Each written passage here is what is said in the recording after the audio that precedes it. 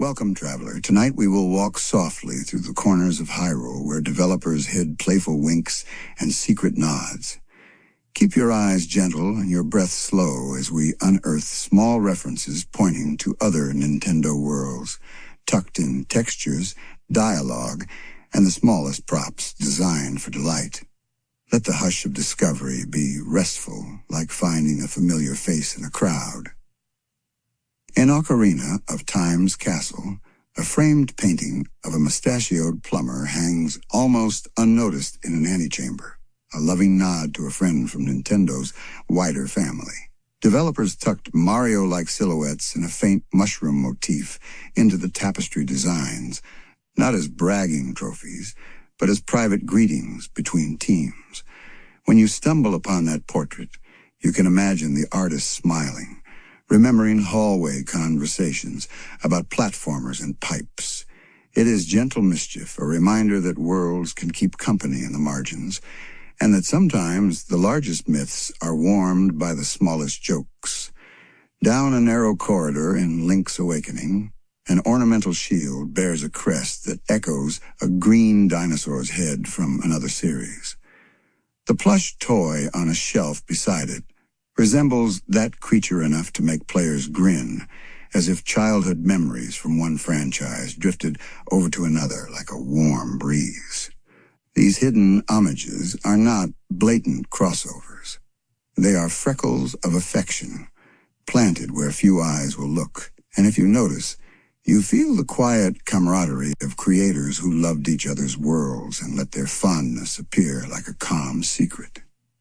Majora's Mask hides the ghost of another franchise in its textures, subtle enough that only careful ears and patient players catch it.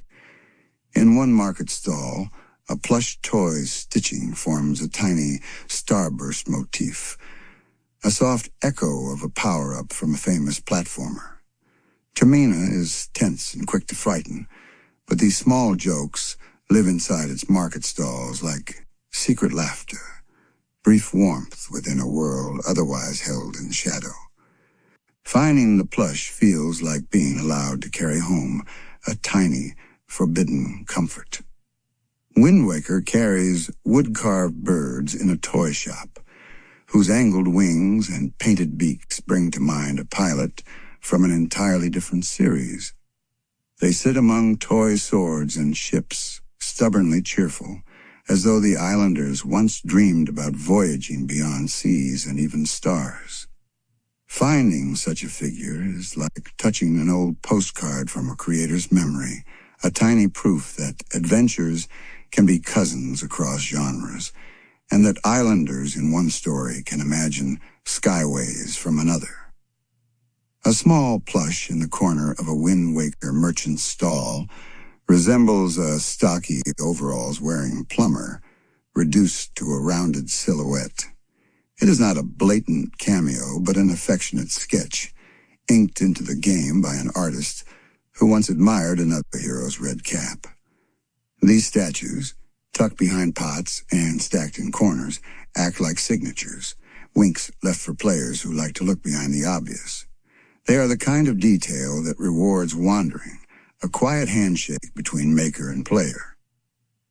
Music, too, carries private jokes. In an unlit cottage somewhere in older Zelda titles, an NPC hums a lullaby whose cadence echoes the two-note lift of a classic platform series theme.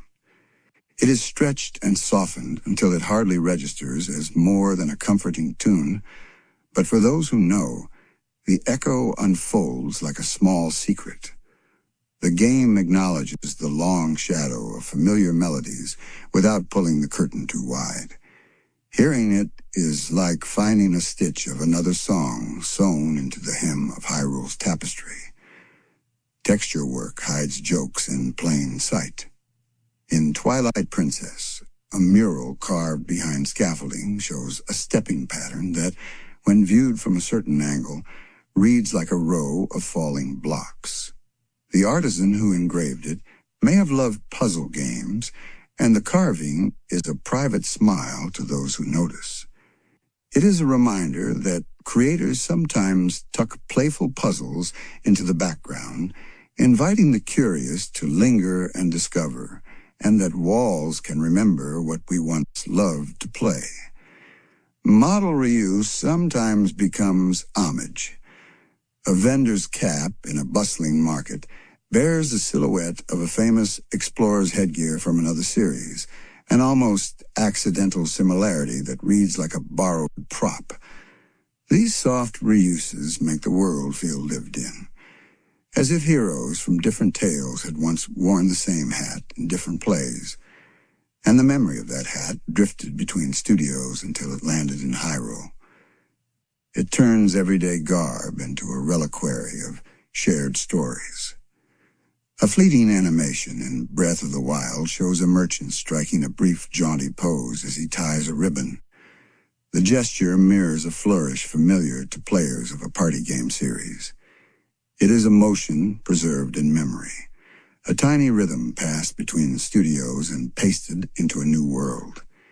It catches you in a 2-second glance and rewards attention with recognition, like waving at a friend who lives in a different city and finding they have the same mannerism you remember fondly.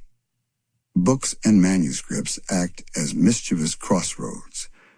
A tome left open on a scholar's table contains a line about collecting coins while avoiding gaps, phrased as an old proverb about caution and curiosity. Read close enough and the phrasing feels like a wink to platform classics, turned into sage advice for Hyrule's young explorers.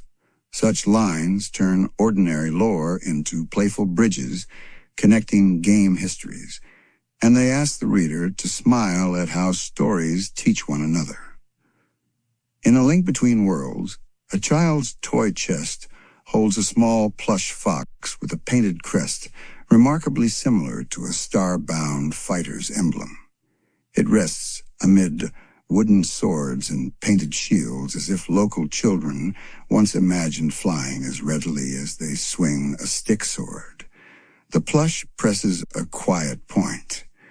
Creatures and pilots from different studios exist in the same dreaming room, tucked into the same chest of make-believe, whispering that play is a language without borders.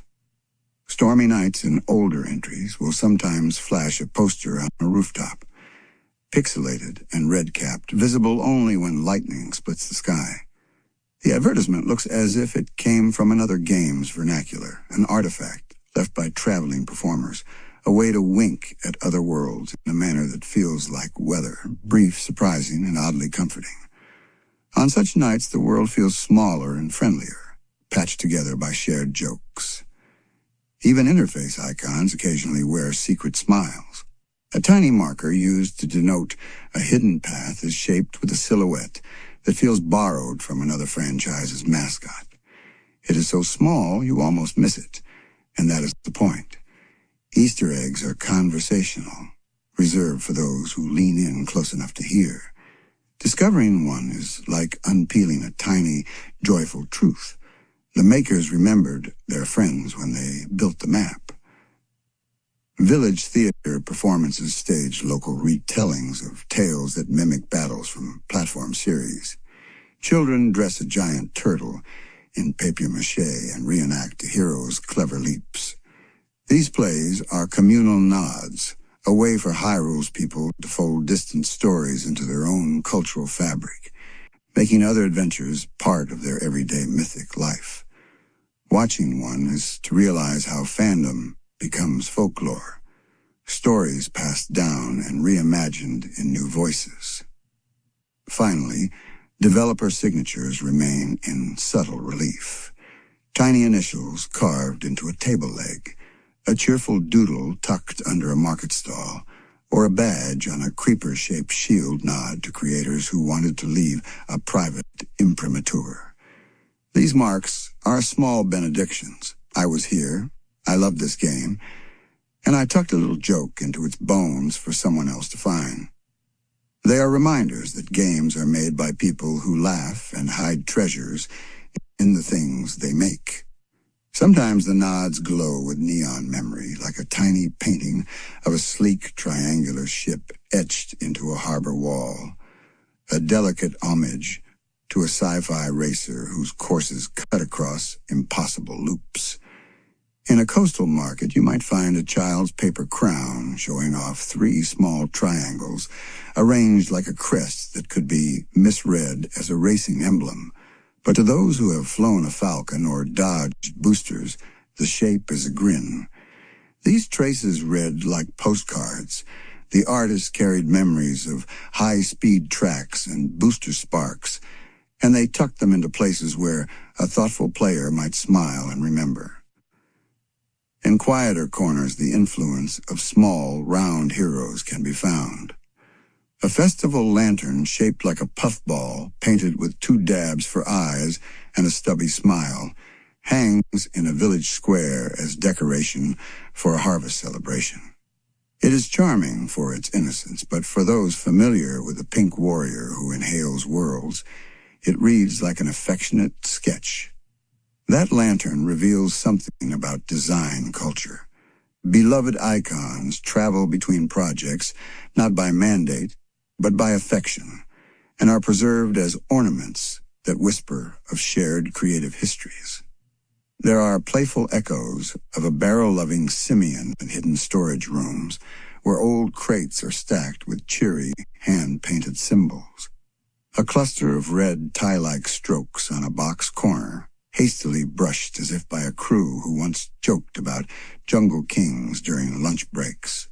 The crates sit behind props, hardly meant to be scrutinized, but when a player peers, they find the unexpected grin of banana-fueled nostalgia. Such crates suggest camaraderie among creators. They laugh together about barrels and vines while building distant kingdoms of their own. Sometimes crossovers wear historical robes.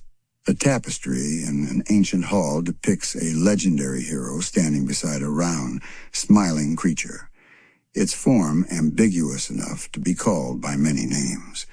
The tapestry seems to honor a lineage of champions who bested monstrous tyrants with courage and a sword.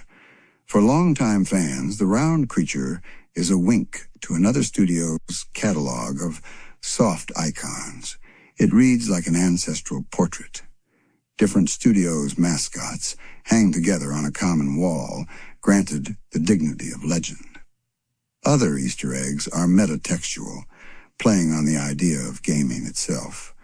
A notice posted on a village board warns about children being told to come back with 100 rupees before lunch, a sly reversal of the classic coin-collecting errands familiar from platform adventures. This kind of joke is patient and communal. It imagines that the villages themselves have absorbed language from many games and now use it as local idiom. For the listener, the joke lands like a wink across decades. Games borrow from one another and re-say what they love in new accents. Even map design can be an Easter egg. If you swivel the camera to the right angle over certain archipelagos, the arrangement of small islands traces a silhouette reminiscent of a familiar dinosaur's profile, a shape benign yet specific enough to cause a smile. Cartographers at game studios often play with forms, fitting jokes into coastlines as if sketching in margins. This playful cartography asks players to look down from the sky and find a different perspective. The whole world is not only built for play, but for secret grins. These references do more than elicit nostalgia. They create a sense of continuity across decades of play. When a texture hints at a plumber, a plush echoes a pilot, a crate remembers a banana tie, the effect is not mere name-dropping.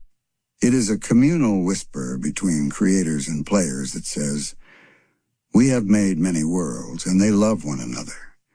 To drift asleep to those whispers is to accept a gentle consolation that even separate universes are threaded together by the warmth of creators' memories, a soft lattice of recollection that warms the margins of Hyrule. At the end of a day's wandering through hidden references, you begin to sense a pattern. These Easter eggs are not attempts to conflate worlds, but to trace the lineage of joy. They are footnotes in a living library, small, authorial winks left in the margins, a poster, a plush, a carved block, an animation flourish. Each is a gentle handshake between artists who have loved, borrowed, and remixed the feelings of play across eras. They become lullabies of recognition for players who have traveled afar, soft, resting moments that let the mind relax into memory. They whisper that creators are neighbors and that worlds can recognize one another like old friends. Sleep now with the comfort that these tiny, deliberate signatures remain scattered across Hyrule, small treasures waiting for patient eyes, each a soft benediction to dream upon. May your sleep be full of quiet discoveries, and may you wake with the lightness of someone who found a secret held close. There is a different kind of hush that falls over Hyrule when the sun goes down, a softer silence threaded with small, uncanny things that aren't meant to frighten, so much as to linger in the mind like a slow, cool breath. Tonight we step gently into those corners where the games slip quiet, eerie jokes, and half-remembered moments into crevices of architecture, audio, and animation, the places that catch at the back of the mind when you wake at 3 in the morning and can't quite tell whether you dreamed it or not. These are the Easter eggs that bloom in twilight, little shivers, whispered nods to nightmares, and lovingly placed details that make a world feel alive in its darker moods. As you settle in, let these stories move through you like a soft wind through pine needles, not a gust to startle, but a steady hush that teaches the night how to listen. One of the most famous chill, soft Easter eggs lives in a place players pass by with too much purpose to notice: the toilets. In several Zelda games, a hand will reach from under a particular toilet bowl if you perform the tiny ritual the game demands, and the hand's voice, when it speaks, is bluntly absurd and a little creepy.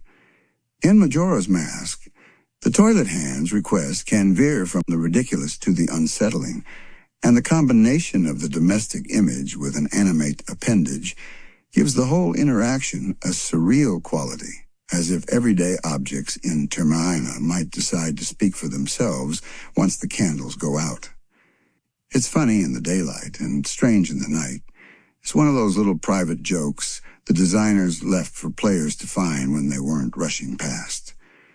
To lie awake thinking of it later is to remember that even the most ordinary fixtures in a fantasy world can carry echoes, that a world which feels lived in will sometimes let its inanimate things answer back.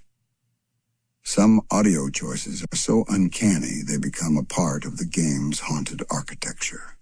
The wail of a Poe is a momentary collage of human and other, a voice that is almost words and almost a sound from the throat of a beast. In many Zelda titles, that cry was culled from recordings and then twisted, lengthened, and shifted until it felt less like a monster and more like an old person's grief being dragged across an empty hall. Stand still in a night field and listen.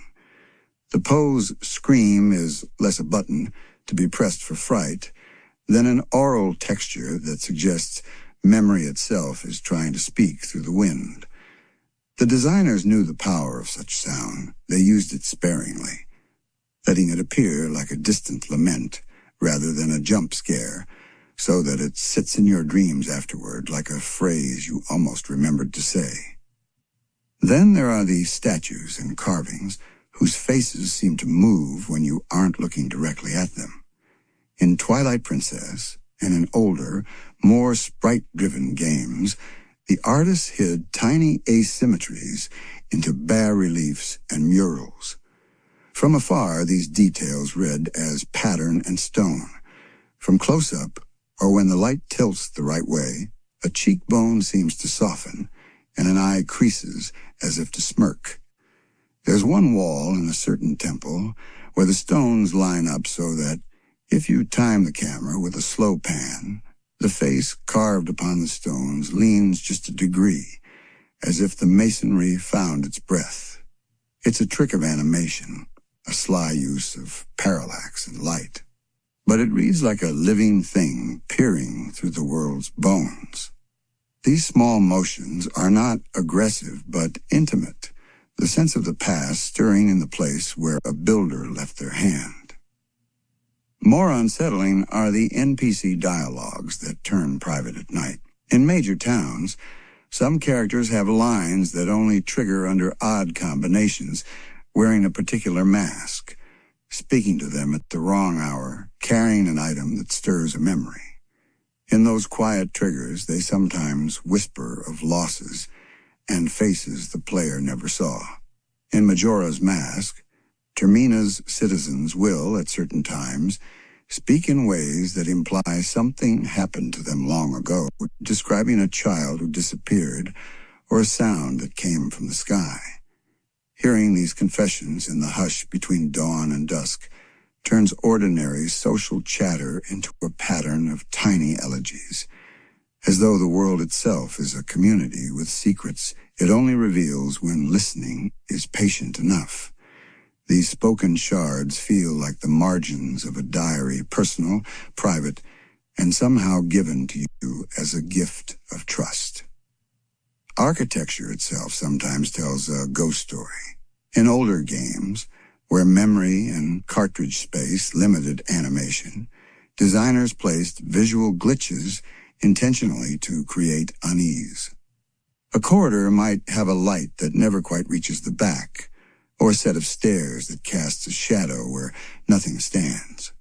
One notorious chamber, half hidden beneath a square of daylight, has tile work that seems to map a handprint. But when the player holds a torch to the wall, a whisper plays, an accidental archive of a long-forgotten scene. The whisper is not loud. It is a suggestion, like the memory of a footstep on a floorboard. And that is why it's so affecting. These are the places where the line between sound design and folklore blurs, and where the game's own infrastructure becomes the voice of history. There are also cruelly funny eggs that play with expectation. In some games, a statue will twitch when you look away and freeze when you turn back, not removing the creepiness, but adding a sly dose of self-awareness. In one of the older dungeons, a room was designed so that if you stood in its center and waited, a mannequin would move its head in the peripheral and then reverse when you focused. Some players call these watcher rooms, and the stories that grew around them read like campfire tales. Leave a candle burning here, and a face will appear in the smoke. Stand under the arch, and you will hear your name in another voice. These examples are playful manipulations of perception. They teach you that a world so carefully crafted will sometimes play tricks on your gaze as if to remind you of your place as an observer. Then there are the false promises, chests that breathe or doors that pulse like a heart but never open. In one village, children will insist a particular well contains a secret, and dare one another to look down during the rain. If you kneel and hold in-game time until the moon is high, an indistinct form seems to shift, as if something just below the water is turning away from you. It's never something to fight. It's a withheld curiosity, the kind of teasing restraint that fuels a legend. The creators often place these objects as narrative needles to sow imagination into the player's world. They don't deliver a boss fight. They deliver a question, and that question carries the flavor of a ghost story told by a hearth. Faces in unexpected places are a different breed of eerie. Look at certain tree barks, and you can find a grin pressed into wood grain, half-hollowed eyes that were never carved deliberately, but read like a visage under the right light. Artists will sometimes let knots and stains fall into forms that mimic human expression, then place them in the camera's line of sight. The effect is simple but powerful. Nature itself looks back. In a valley where fog sits low, these faces appear softened and mournful, and the world reads like an attentive elder. When a child NPC stumbles upon such a tree in one vignette, they will whisper a small story and walk away. It's a soft, uncanny moment that teaches you the world is watching in the gentlest way. Sound design harbors smaller phantoms too, snippets of reversed audio buried in background tracks, low-frequency tones that do not announce themselves but alter the skin's response. There are places where the music seems to cough, a clip of choir reversed for an instant, a drum hit dampened to a thud that might be a heartbeat. These reverse samples are sometimes purposeful, a way to create texture. Other times they are artifacts of compression and memory constraints. Either way, when a player notices a backward phrase smoothed into a melody, it reads like a secret language, the sound of history speaking backwards through time. Hidden models and unused animations are sometimes left in the game files as if forgotten. Dedicated explorers who comb through the code have found skeletons of old characters whose movement loops are slow and oddly melancholic, animations where a soldier bows but never rises, or a villager sets down a basket and then freezes in mid-sigh. To load these assets and watch them outside of their original context is to see a ghost rehearsal, the skeleton of a moment that nearly was. These artifacts feed a particular player mythos, the idea that a game holds not only the finished product but the echoes of its own making. To dream about them is to dream of practice rooms and late-night conversations where someone decided to cut the scene and keep only its shadow. The moon and its face in Majora's Mask deserve a soft, reverent paragraph.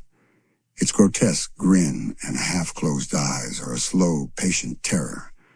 The image is designed to sit in the mind like the memory of a falling dream. Yet hidden around Termina are tiny nods that make the moon's menace feel intimate. Child-drawn pictures of the moon with subdued faces, NPCs who, if pressed in the final hours, admit feeling watched from above, and distant music that changes when you approach the places most threatened. These small additions make the moon less a headline and more an omnipresent whisper, like a neighbor who hums when the lights go out. The emotional effect is cumulative. It's not that the moon is suddenly frightening in a jump-scare sense, but that its presence is constant, a weight pressing down in the softest way. There are environmental cues that feel like forgotten rituals, circles of stones whose layout suggests a ritual danced centuries ago, offerings of small flowers placed at cliff edges, candles whose flames burn without wind. The game designers will sometimes place such details in lonely glades or atop ruined parapets, the kind of places where players slow down because the map offers no objective. A windless candle or a ring of stones reads like a quiet altar, and lingering there teaches something about reverence and memory. When the camera pulls back and the music softens, the player experiences a hush that is at once sacred and a little chilling, like standing in a place where people pause to mourn. Even NPC idle animations have uncanny choices.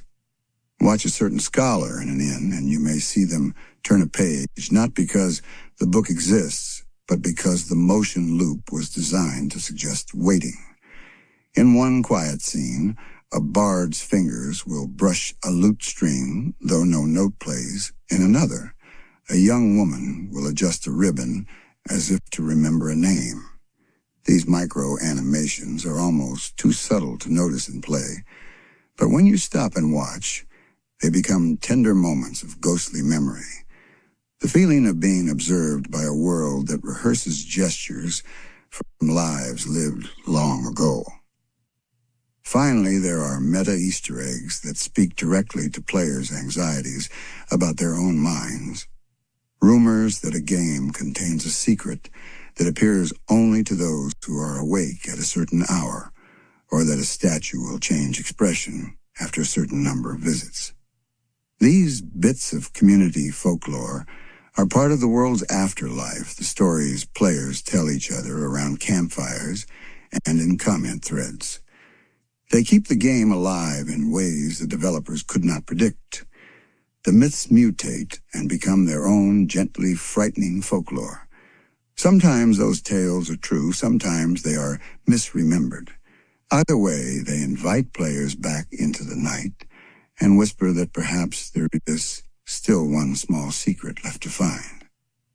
So let these small, twilight-hued Easter eggs sit with you for a while, like pebbles in your pocket, or like the aftertaste of a dream.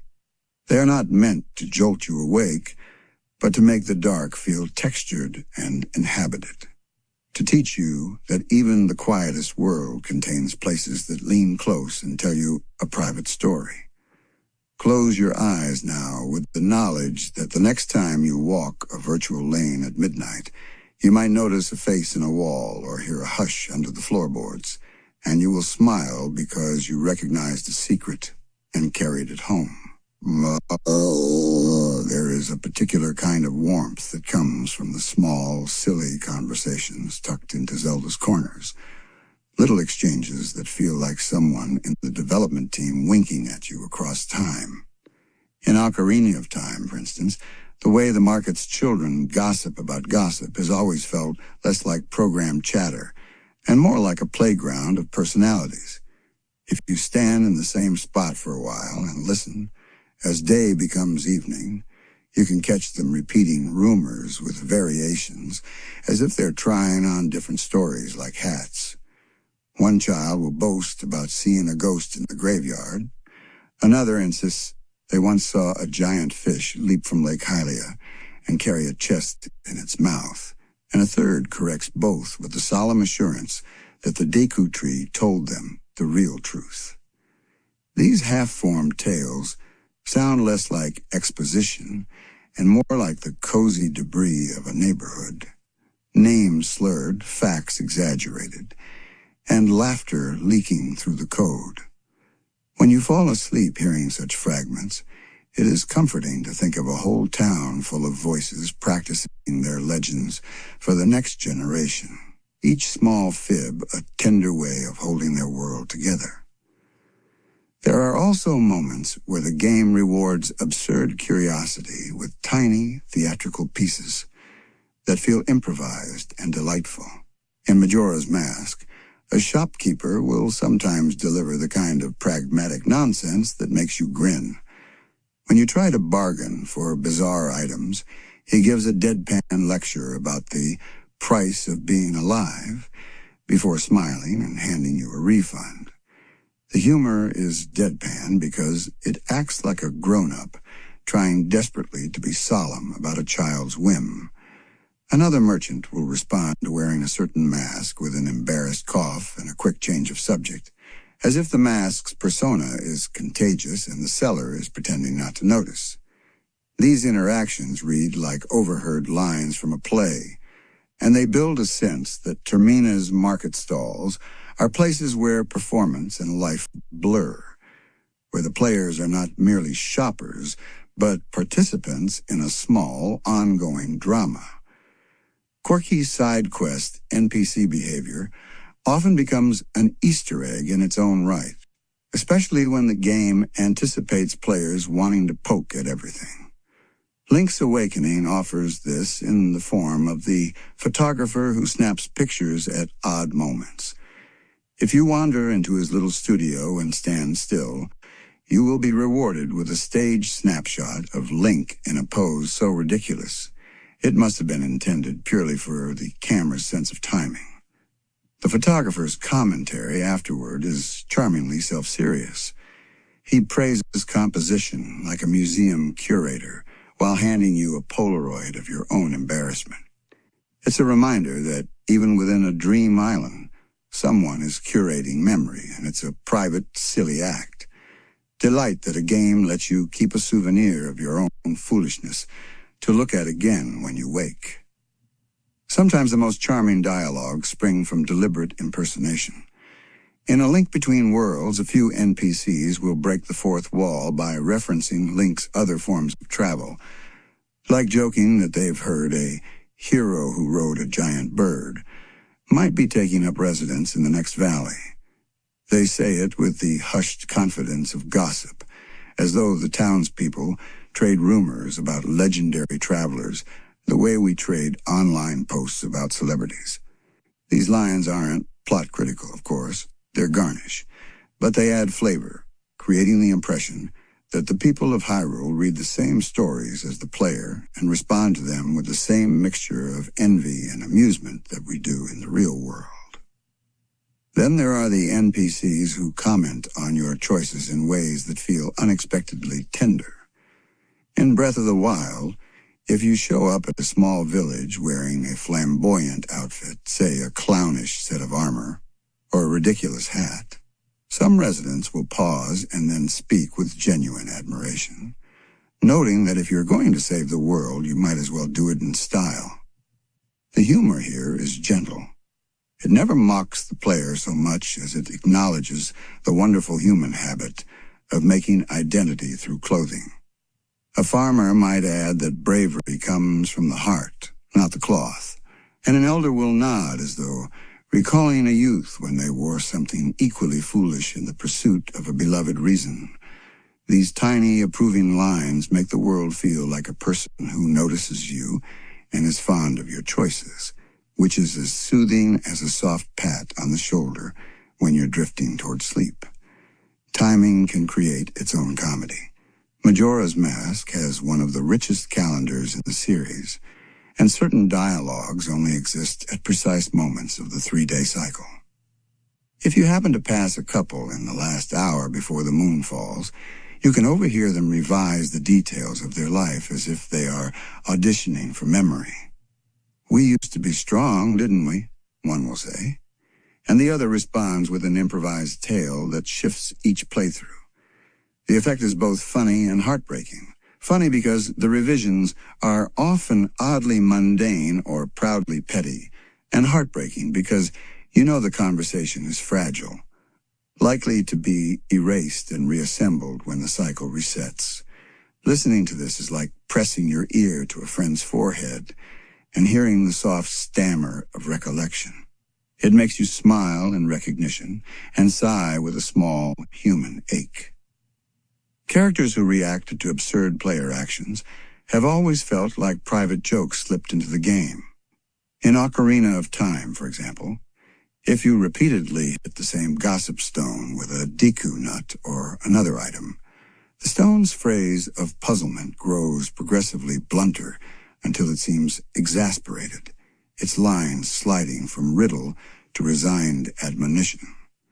The stone moves from mysterious guardian to chatty neighbor, and the transition is comedic because it anthropomorphizes an object that players normally treat as a puzzle box. That shift in tone from mythic to domestic creates a laugh that feels intimate. It's as if the game is letting you in on an in-joke between the designers and the players who like to test the limits of everything.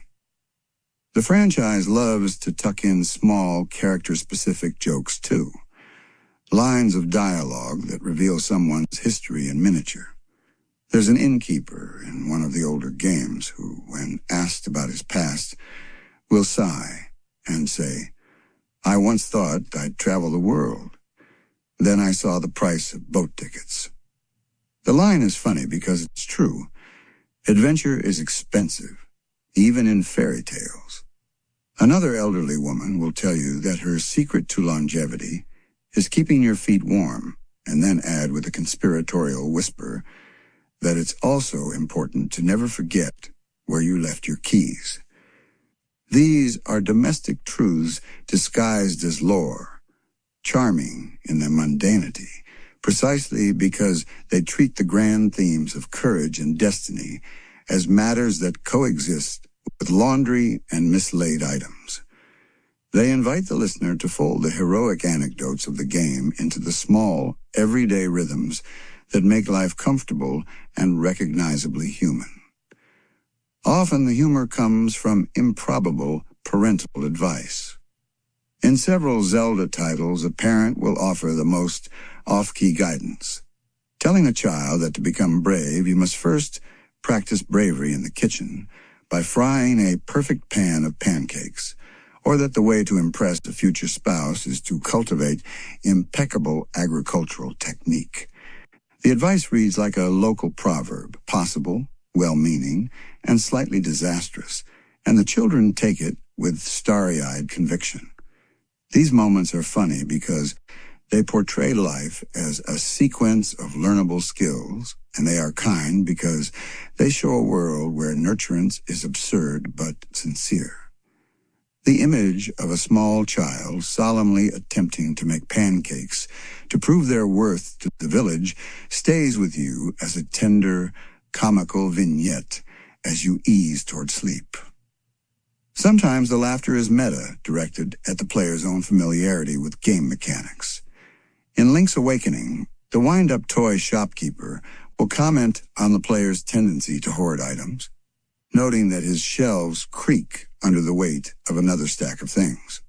The owner's wry remarks echo the player's own tendency to collect and save in-game.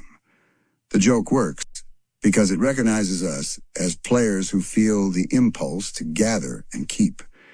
Hearing an NPC voice this truth is cathartic and gently comic. It turns a universal player quirk into a shared secret, an act of gentle compassion from the game, which understands you and even teases you a little for your habits. Occasionally, the series includes characters who will only speak to you if you wear a particular hat or carry a certain item, and those restricted conversations tend to be the best kind of mischief. In The Wind Waker, if Link wears a particular mask while visiting the Wind Temple's outskirts, an old sailor will call him a sea jester and begin trading increasingly ridiculous sea shanties that are half nonsense and wholly delightful. The hat transforms the player into an actor on a stage and gives NPCs a license to behave differently.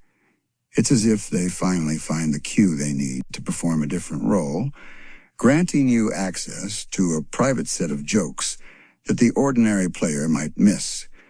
These are the moments where the game and the player conspire to create a comedy sketch, improvised and ephemeral, remembered fondly later. What makes these dialogues restful to listen to at night is their generosity. They are not designed to shock or to rack up tension. They are designed to build a sense of human texture. A grizzled veteran might tell a counterintuitive tale about how he once won a duel by offering the opponent a cup of tea. A shy musician will misremember the words to a triumphant song and then blush at the error. A blacksmith will grumble about his apprentice's habit of polishing helmets at sunrise and then soften, admitting that the apprentice has a good laugh. These are small disclosures that paint characters as persons, not as only quest givers or puzzle markers. They stitch warmth into the world, and as you drift, they feel like small fires that should be left to smolder quietly through the night.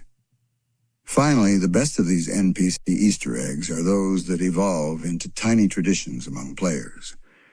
A remark made by a minor character becomes a meme in fan communities, or an innocuous question leads to 100 collective experiments. What happens if we bring cows to the castle? Can we outdance the guards? The game encourages this light mischief by leaving openings, lines, and reactions that hint at possibilities without spelling them out. Players pick up on them, whisper them to each other, and gamble across Hyrule, performing little rituals in the glow of community knowledge. To sleep after reading and hearing these jokes is to feel part of that kind of company, not alone in a big world, but folded into a long-running game of hide-and-seek where everyone carries the same private smile. There is a particular kind of hush that settles over small details in Zelda that are neither sinister nor silly, but quietly wonderful. The sort of thing you discover when you're wandering long after the main quest is done. These are the Easter eggs tucked into environments, the private winks developers leave for patient players, and the tiny moments of worldcraft that make Hyrule feel lived in. In this part, we'll stroll among domestic oddities and charming secrets. The little household touches, the quiet habits, the family traces so small they almost read like part of the wallpaper. Begin with the humble kitchen. Across many Zelda games, the way a cook arranges pots and pans is almost always different from a purely decorative layout. Sometimes a ladle hangs backward as if someone put it down in a hurry and meant to return. In one modest house, an NPC will be stirring a pot but pause to scold a child about not wasting salt, and the child's response is a small, practical joke. They say the salt is a magic ingredient that makes vegetables sing. The exchange is built from domestic truth, small rituals and teasing that anchor life to the everyday. The pot simmers, someone hums off-key, and the world feels gentle and ordinary in the most comforting way. Closets and attics are treasure troves of character. Open an old trunk and you might find a faded festival sash, a toy shield chewed at the edges, or letters tied with brittle ribbon. In one village, the attic contains a stack of paper masks used for seasonal plays. Their paint is flaked, but the eyes are still bright where children once peered through them. These props suggest that people rehearse their joys and then pack them away carefully, as if memory were a costume to be tried on when the occasion returns. The attic smells dusty and warm. You imagine the rustle of cloth and the small, delighted squeal of a child practicing a brave face. Storerooms preserve habits of trade and thrift. A merchant's back room might be crammed with identical jars stamped with an emblem the player never sees for sale. These jars are odd and hint at a merchant's private stockpile, maybe a family recipe or an old bargain only shared once in a while. The hand-lettered sign above a crate might read, "For emergencies only," and inside you find nothing dramatic but a stack of cloths and a careful spool of thread, mundane tools against misfortune. These details teach patience, that people prepare not with grand gestures, but with small bundles of ordinary resilience. In homes where aging couples live, you can sometimes find two chairs side by side, one slightly more worn than the other, with a walking stick leaning on the less used seat. If you listen to the older characters speak about their day, their voice softens when they mention how the younger chair is for when she comes back from the market. It's an architectural love note, a quiet promise he builds into furniture. These domestic Easter eggs read like marginalia in a long life. Small endurance markers that say, love persists in the placement of chairs, in the extra jacket on the peg, in a mug kept warm for someone's return. Laundry lines and drying racks carry a kind of intimacy. In some towns, shirts are patterned with hand-stitched initials and small embroidered motifs, a star, a fish, a tiny triforce rendered like a family crest. Children's clothes hang next to adult garments, their colors faded at different rates. The slow movement of cloth in wind becomes a choreography of memory, each stitch an unspoken story. Standing beneath such lines in-game and letting the breeze sound against them is like hearing the soft clatter of a life well ordered. The wash flaps, the sun slides by, and someone hums a tune about common things. Little collections are another domestic ritual. You might find a shelf of oddly shaped bottles on a windowsill, each filled with colored sand or tiny shells, labeled in a script that suggests they were gathered by a curious hand over many years. Elsewhere, a child's trophy shelf holds an array of broken trinkets, clearly cherished not for their perfection, but for the memory they represent. These displays are repositories of attention, small altars to a life that values wonder. By cataloging trivial things, the people of Hyrule turn memory into a visible, comforting museum where everyday reverence keeps small moments alive. Quiet porches and entryways are where passing messages live. A small bowl by a door contains notes folded into triangles, messages between neighbors, scribbles promising to borrow a tool or remind someone of a market hour. In one town, a chalkboard by a tavern lists, "Loss on one stumbling loot, rewards may be jokes." The notices are playful and practical, a community's bulletin, not for announcements of war, but for the small mechanics of daily life. They make you think of neighborhoods where people know each other's schedules and where help arrives in the form of a casserole or a neighbor's 2 good eggs. Toys and games inside homes tell stories of how children grow into myth. In a cottage, you might find a board game made of pebbles and carved bone, pieces worn by centuries of play. Another room holds a set of tiny wooden soldiers, each painted with a hobbyist's clumsy hand. These artifacts suggest that play teaches as much as any temple. It is how children practice courage and betrayal and learn to lose gracefully. The intimacy of such toys reads like the formative pages of personality, an archive of skinned knees and shared secrets that form the hidden curriculum of growing up. Kitchens, once again, return in a different register. Jars of preserves labeled with dates that span decades, the handwriting getting shakier on the newest entry. A pantry with a jar labeled "For Winter's Longest Night" contains nothing fearsome, only preserved fruit, and a small packet of spice. Yet the label carries the comfort of forethought. Someone once planned, and their planning lives on. Discovering it is to witness a lineage of care that makes surviving feel less abstract and more like a recipe passed between hands. In certain houses, you might find a wall map covered in tiny pins, routes traced out in red thread, a dotted notation where someone marked a place. Here we once saw the lights. These maps are intimate pilgrimages, the private geographies of individuals who wander near their homes and record the songs of the land. They tell us that not all travel is about conquest. Some travel is hanging snapshots on a wall to remember a sky. The map's pins are a domestic cartography of wonder, small evidence that people keep glory as souvenirs rather than trophies.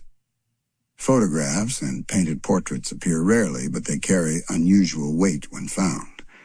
A portrait of a stern-looking captain with one hand on the wheel and a child clinging at his coat suggests a family with tides in its veins, people who head for sea and return with new stories. The frame is dusty, but the paint still glows in the corners where the sun hit it most. A photograph of a festival, frozen mid-cheer, reveals costumes and a collective energy that no longer fills the village square. And nonetheless, the image radiates loud with the afterlife of joy. Finally, note the small memorials. A stone with a painted name buried under wildflowers, a ribbon tied to a gatepost, a small toy left atop a hill. These are the ways people grieve in public without spectacle. They're modest and meant for those who remember. A private directory of losses that insists on being named. They teach that remembrance is a village act, communal and unflashy, a small continuity that keeps love from evaporating with the seasons. These domestic details make Hyrule feel less like a backdrop for heroism, and more like a place where human things happen. They are the chew marks on toys, the faded seams of a sash, the dish left to soak because someone got distracted watching the clouds. As you drift toward sleep, let these small, ordinary secrets settle with you. Proof that even in grand myth spaces, the most tender magic is the slow accretion of care. Rest now with these small domestic Easter eggs warming the edges of your imagination. They are the quiet stitches that bind families, markets, and travelers together, small acts of patience and habit that make a world habitable. In the hush between quests, these homely traces remind us ordinary care often feels like enchantment and is enough to drift gently into sleep. There are moments in Zelda where time itself seems to hiccup. Little jokes and sly nods from the designers that play with chronology and memory. These time travel Easter eggs are rarely about paradoxes or game-breaking mechanics. They are softer, like a wink about what happens when stories fold back on themselves. In quiet corners, you might find an NPC who mentions an event that technically has not yet happened, or a plaque that names a king who will be overthrown only in a later game. These tiny anomalies read less like puzzles and more like affectionate asides, small bridges thrown between titles so attentive players feel the world hum with continuity. One early example is in a small library where plaques list the deeds of a certain hero from the future, as if the cataloger had been given a later chronicle by mistake. The historian's voice is earnest, proud of an accomplishment the player later performs, and the effect is like finding a page from a stranger's journal slipped into your own. It suggests someone in the archives knew too much, or perhaps that history folds back upon itself in the way a river sometimes loops around an old stone. Sometimes characters reference technologies or fashions that haven't yet arrived in that game's age. A merchant might grumble about sky sailors always taking the market by storm, though air travel appears only in a later title. The line reads like a neighbor complaining about a new bus years before the planners approve it. It creates the sensation that the world has memory of its future, or that someone on the design team delighted in an anachronism and tucked it in as a private joke. Bards often sing of legends that are actually adventures from later titles. In one village, a ballad tells of a hero who sailed the flooded world, an obvious nod to a subsequent oceanic tale. The song is treated as an old folk tale, as if communities have already folded later events into nursery stories. It suggests people adapt myth quickly, turning future history into cozy parable, and it makes the present feel like one chapter in an ongoing family book. Shops sometimes stock items from an earlier age, antiques that shouldn't exist yet. A desert collector may claim a ceremonial helm found while digging among older ruins, styled like one seen centuries later. The remark is charmingly ambiguous. Did the artifact travel backward through time, or do collectors and timelines simply disagree on what counts as ancient? Either idea brightens the market like an odd bauble worth lingering over. Maps provide playful anachronisms. A map hung in a museum might sketch a coastline with a tiny shipwreck marked with the date of a later catastrophe, as if the cartographer had a prophetic tremor. That map gives museums the warmth of human error. People who love their world and sketch memories into their charts, sometimes ahead of time. These prophetic cartographies feel less like mistakes and more like small acts of hope that the future will be interesting enough to pin on a wall. Letters deepen the intimacy. A widow's note pinned to a tree describes imagining her spouse's return the week before his final voyage. In another game, the same hero's travel journal turns up on a distant shore. The pairing of premonition and artifact reads like cross-title correspondence, a multi-game love letter where later titles answer earlier whispers. It's quietly moving to see an offhand line in one place later mirrored by a found object elsewhere. The two together form a tender little cycle. Plaques and inscriptions sometimes joke with the continuity. A statue labeled, "Here lies the first of the brave," bears a date that will only make sense in a later legend. Longtime fans recognize the wink. Developers leave breadcrumb jokes that say, "We know you know." These epitaphs create a playful rapport between creators and players, an insider laugh passed across years of releases. Some mechanical lines foreshadow future systems. An old tinkerer might deride new rune boxes years before runes appear in a later title. The line is more than an Easter egg. It reveals how ideas evolve across games, invites players to see mechanics as family resemblances that mature over time. It invites curiosity about how the world's technologies will develop in future tales. Cross-game NPC cameos migrate like birds between seasons. A shabby peddler with the same catchphrase appears in separate eras.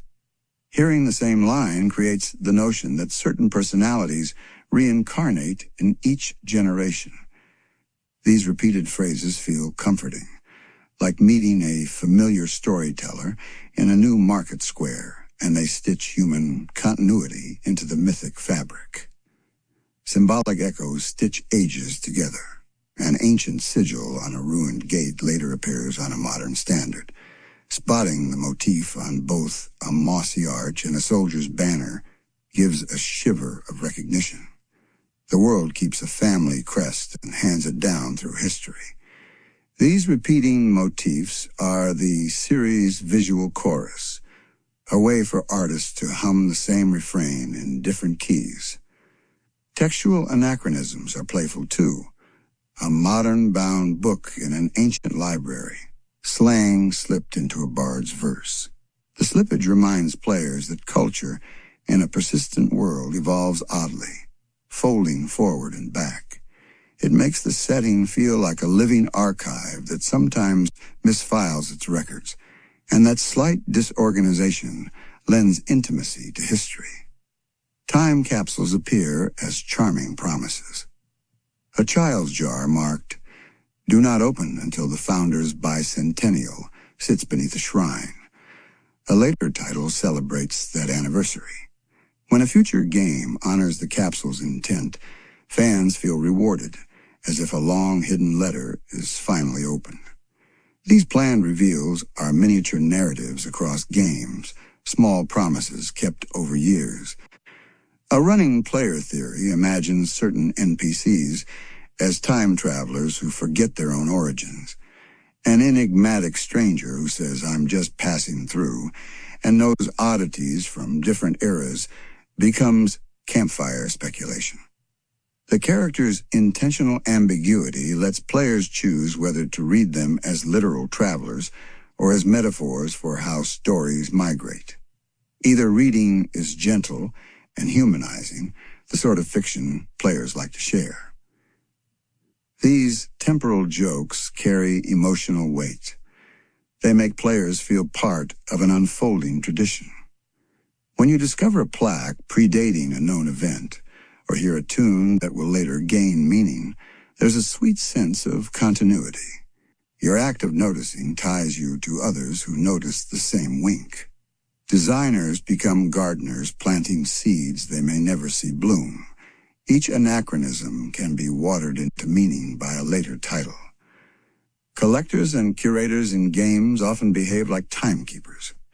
A museum caretaker will correct a date on an exhibit, murmuring that history keeps surprising us. The line reads like a curator's sigh, gently humanizing institutional memory.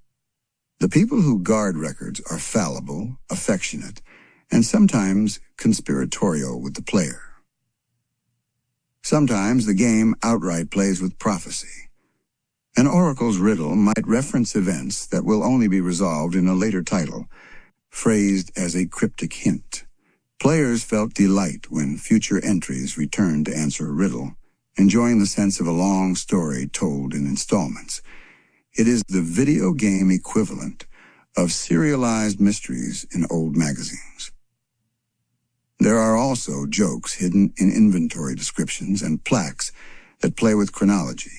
An artifact called Newly Forged, despite looking archaic, gives the archivist a wry voice. These small textual winks turn catalogs into living documents with a sense of humor. Beyond the Easter eggs themselves, consider how they shape fan culture. Community sleuthing, combing texts, comparing dates, trading notes, becomes its own ritual. Fans who track these anachronisms form quiet societies, forums where someone posts an obscure citation and others assemble corroborating fragments. That practice echoes in-game curators. Both keep memory alive and look forward to future answers. There is tenderness in recognizing that some jokes are not meant to be solved but to comfort.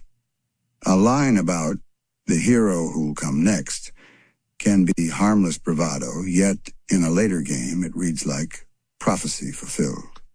The two moments, the original wink and its later echo, form a small narrative loop that rewards patience. For the player, it is like planting a seed and watching a tree grown by someone else bear fruit.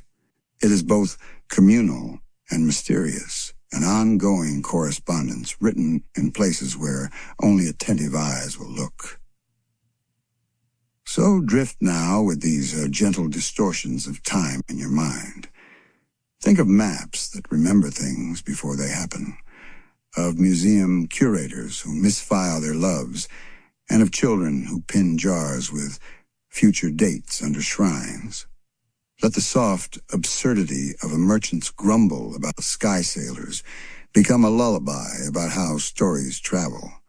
Sleep with a smile, knowing the world of Hyrule keeps its own calendar of jokes, and that those jokes stitch players to creators across years like a long, patient thread, and dream gently. There's a kind of hush that falls over Hyrule when a melody bends in on itself and reveals a secret. Music in Zelda is not merely background, it is code, memory, and conversation. Some of the most tender Easter eggs are tucked into soundtracks and audio effects. Tiny motifs hidden in ambient tracks, reverse snippets that make a choir sigh differently when you slow the tape, or a single note borrowed from another game and stitched into a new lullaby. Tonight we walk through those sonic footnotes and loosen a few chords so the hidden things inside become clear enough to dream about.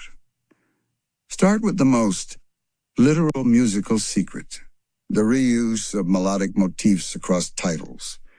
If you listen to the overworld themes of early entries and then to the quieter fields of later games, you may catch a phrase that has been stretched, reharmonized, and softened until it becomes a lullaby. Composers at Nintendo often quote their own work like writers referencing an old line. The echo is a benediction, a way of reminding longtime players that the past is near. A brief arpeggio that introduced the city in one era will appear as the harp that rocks a child to sleep in another.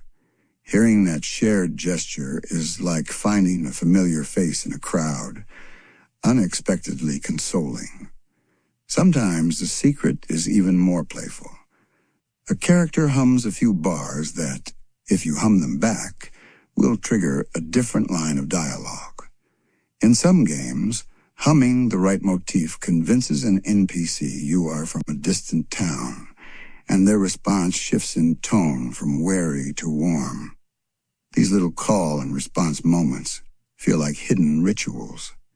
The music becomes not just decoration, but a language you can use to open doors. It's intimacy encoded as rhythm. Reverse audio is a favored technique. Dev teams will reverse a recorded line and hide it in a soundscape so that, when slowed and listened to backward, it reveals a whispered phrase. In wind tunnels or cave ambience, you might flicker a reversed choir sample, and if you slow the file, you can sometimes hear a human cadence reversed into a new meaning. These are used to make listeners lean closer and reward patient ears. The pleasure is quiet and slightly conspiratorial. The game seems to whisper, only those who listen will know. There are playful borrowed motifs that serve as in-jokes. In the background of a sleepy village, you might hear the two-note lift of a platformer's theme, softened and incorporated into a lullaby. It is not theft, but a wink. Composers borrow the rhythm the way painters borrow a color. That lift, planted like a memory in another soundtrack, reads like a postcard sent from one game to another, and finding it makes you feel like part of a centuries-long conversation between sound designers. Rhythmic Easter eggs exist as well. In a market scene, a merchant's breath, a pot clink, and the footsteps of children can align in a cadence that echoes a famous victory march. This is subtle design, where non-musical noises are arranged to form a rhythm that answers some older theme. The result is uncanny. The whole village moves in time with a memory, and players who notice feel the world align for them. Sometimes an instrument itself becomes the Easter egg. An odd rattling sound in a forest might, upon closer inspection, be a tiny toy flute played by a child NPC. That tune might be an old folk refrain that, elsewhere in the series, was a war chant. The instrument travels across contexts and changes its meaning, softening a march into a lullaby. That migration offers a beautiful lesson about how tone transforms across uses.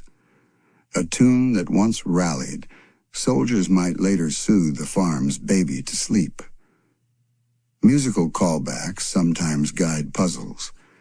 Play a sequence of notes on an instrument the game gives you, and a hidden compartment opens. These sequences can be complex and varied, but they reward players who listen for pattern rather than shout. The puzzle's answer is auditory memory, listening, remembering, and reproducing, not dexterity. Solving such a puzzle feels like learning a secret handshake with the world. Ambient audio hides little narrative kernels, too. In a ruined temple, the echo you hear might be a recorded chant reversed and layered under dripping water. If you tune your ear, the chant gives the temple a backstory, as if worshippers once gathered there and their hymn persists in the stones. These sonic palimpsests transform architecture into autobiography. The place itself remembers its rituals if you are patient enough to hear them. Sound designers also embed character signatures. A villain might have a tiny percussive motif that plays whenever they're mentioned, not only when present. Families of melodies tie characters to places and themes, creating a web of recognition. If you notice the baritone drum that always accompanies a certain house, you feel that the house is alive in the same way a character is. It has a voice and a temperament. Technical Easter eggs exist for the curious listener. In early cartridges, composers had to be clever with limited audio channels. This led them to create clever illusions such as overlapping melodies that sound like two instruments at once. Modern players can slow down or isolate channels to discover the hidden line beneath the main theme, a counter melody that was meant only to be discovered by the most meticulous ear. These hidden lines feel like secret letters in a score. Diegetic music often contains references. A street performer's tune might be a compressed version of a temple theme, suggesting a folk tradition where the grand becomes the local. That compression shows how myth becomes music. A grand hymn gets simplified by ear and circulated as a folk melody. Hearing a fancied hymn transformed into whistled street music is to witness culture in motion. Easter eggs can also be mistakes that became beloved features. A sample loop that mismatches tempo in a field tune might sound like a hiccup, but players sometimes interpret it as intended and create lore around it. Developers occasionally lean into such accidents, preserving the idiosyncrasy because the community has turned it into a charm. These accidental quirks become part of the world's sonic fingerprint. There are examples where non-musical audio hides secrets. Reversed footsteps, a cough, or a snatch of whispered dialogue may contain coordinates or hints used later by dedicated players to find a hidden chest. Rangers of the community will share clips and timestamps that others can test, turning sound into a map. Even when it's not intentional, the practice of listening carefully turns these artifacts into treasure maps of lore. Sometimes composers sneak their signatures into soundtracks. A particular harmonic progression or chord voicing recurs across games like a composer's thumbprint.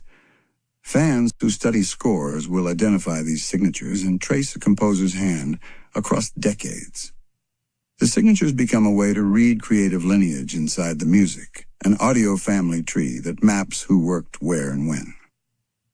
Sound effects themselves travel as Easter eggs. A creak sampled from one game may be processed and reused in another, and players who remember the original will feel a strange déjà vu when they hear it in a new context. Those reused sounds form an auditory genealogy and bind titles together in a subtle way that visuals sometimes do not. The orchestration of final boss themes often hides little nods. A chord progression might quote a lullaby from earlier in the game, reminding the player of what they are fighting for. That thematic recall raises the emotional stakes.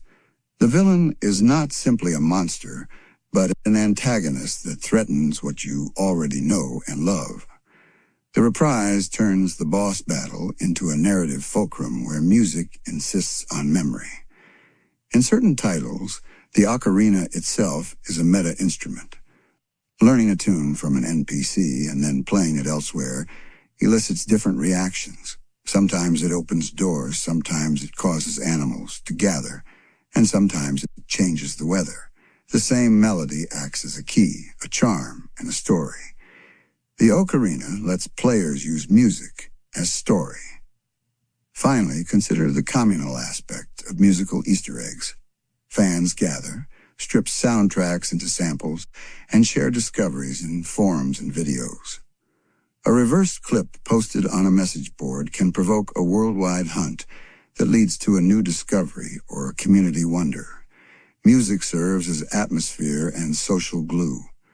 Fans listen, decode, and pass the secret along like a lullaby told in another language. Let these sounds be a nighttime lullaby. Melodies that remember and folds of harmony that carry secret messages if you listen close. As you close your eyes, imagine Hyrule humming under the stars, a living score dotted with winks and signatures. The music is not only there to guide you through puzzles, it is a companion in the dark, a soft voice that tells you the world remembers its past. Listen for them tomorrow, tucked inside familiar melodies and rhythms. There is a special kind of wonder that arrives when a virtual world hiccups, when the tidy machinery of pixels and script forgets its choreography and something strange slips through. In the Zelda games, these moments are more than mere errors. They become soft legends, little miracles of imperfection that players tuck into their memory. A glitch can reveal the studio's scaffolding, show the seams of a level like a backstage pass, or simply produce a tiny, absurd tableau that begs to be photographed and shared. These accidental moments are not always prized for utility. Often they are cherished for their odd beauty. One of the earliest classes of beloved glitches was the accidental transparency of a character model. Under certain camera angles and rendering conditions, Link's model would sometimes lose textures and become a smoky silhouette. At first it worried players was something wrong with the cartridge, and then it enchanted them. People began to speak of a ghost Link, a shape that wandered the fields after sundown, and they made soft, humorous images of it wearing a translucent cap, as if it were an evening apparition. The bug became a bedtime picture, a friendly phantom who strode where the hero once had steps. Item duplication glitches have the flavor of secret recipes. A precise combination of actions, dropping an item at a certain frame, saving and reloading, swapping pockets in a split second would, in some versions, multiply a valuable object. Gamers describe the steps like bakers sharing a sourdough starter, each instruction measured in a tactile way. Hold the D-pad, press left, wait for the third chime, then release. The duplication trick was practiced privately at first, then documented, then ritualized. Communities would whisper the steps to new players as though passing on a family heirloom. The ritual turned a technical quirk into a domestic tradition. Clipping into geometry reveals the world's bones in the gentlest possible way. When you slip through a rock or float through a wall, you do not fall into horror so much as into a construction site. Skyboxes end in sudden, painted horizons. Untextured polygons present like skeleton planks. The effect is oddly intimate. You have been granted a behind-the-scenes view. Enthusiasts who found these gaps took careful screenshots and assembled guides, not to exploit the game, but to savor the sight of the level without its finishing paint. The backstage tour became an act of quiet reverence for craft. Some glitches became narratives in themselves. A particular physics quirk sometimes set Link into a slow, buoyant hover mid-step, as though gravity had forgotten to follow its script. Players would capture the image, Link drifting over wheat fields or across a placid river, and present it as a photograph of a private miracle. The floating glitch gained captions and poems. When the world pauses, he listens, one caption read, and the tone shifted from technical curiosity to gentle metaphor. The game's stumbles became pictures with moods. Texture reuse occasionally produces accidental faces and figures in the environment. A blotch of moss, a trio of stones, and a curl of lichen arranged just so can look like an expression pressed into the rock. Communities give these accidental visage names and coordinate hunts to find the world's hidden smiles. There is something deeply human about recognizing faces where none were intended. The game gives back an anthropomorphic companion in the most modest way, and finding a smile carved by chance can feel like a small benediction. Physics glitches can create slapstick without malice, mounts that spring and pirouette, boats that take an improbable bounce, or chains of items that stretch out into a comical line. Players laugh at these moments because they are like watching a friend slip on a stage and then break into improvisation. The unpredictability becomes communal comedy. Screenshots and short clips spread like postcards. Entire threads filled with looping animations of a horse flinging its rider skyward became a kind of folklore, a light-hearted anthology of the game's sense of humor when things go awry. Sometimes objects meant to be solid will behave as if made of cloth. A statue might slide as if it had been oiled, a wall will ripple when nudged, a door will wobble and then snap back. These moments reveal the mathematics of a simulated world in a charming way. Players call them soft glitches because they do not destroy narrative stakes. They simply remind the user that a beautiful illusion needs an invisible hand to hold it up. The reminder is affectionate. The world was carefully constructed, and the construction shows like a wink.